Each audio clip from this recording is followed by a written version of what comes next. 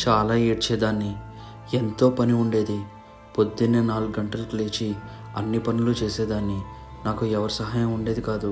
మా అత్తగారికి నేనంటేనే కిట్టేది కాదు. మా ఆయన కోపిష్టోడు. ప్రతిదానికి అరుస్తూ విసుక్కునేవాడు. నాకు అవన్నీ చాలా కొత్తగా ఉండేవి. నాకు 4 పిల్లలు. నా భర్త, అత్తమామలు ఇంకా రాక్షసంగా మారారు.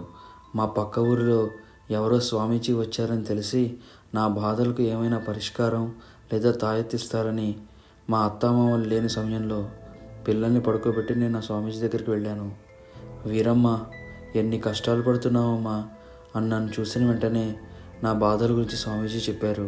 అది విని నాకు చాలా ఆశ్చర్యం కలిగింది. స్వామి, నా బాధలకు ఏమైనా మార్గం చెప్పండి. తల్లి, ఒకటే మార్గం, వాళ్ళను నువ్వు వశపరుచుకోవాలి అంటే స్వామి నాకు అర్థం కాలేదు. అయినా నా భర్త మహా మొండివాడు. ఊరికే తిట్టడం, అరవటం, కొట్టడం తప్ప అతనికి ఏమీ చేత కాదు. Next part coming tomorrow.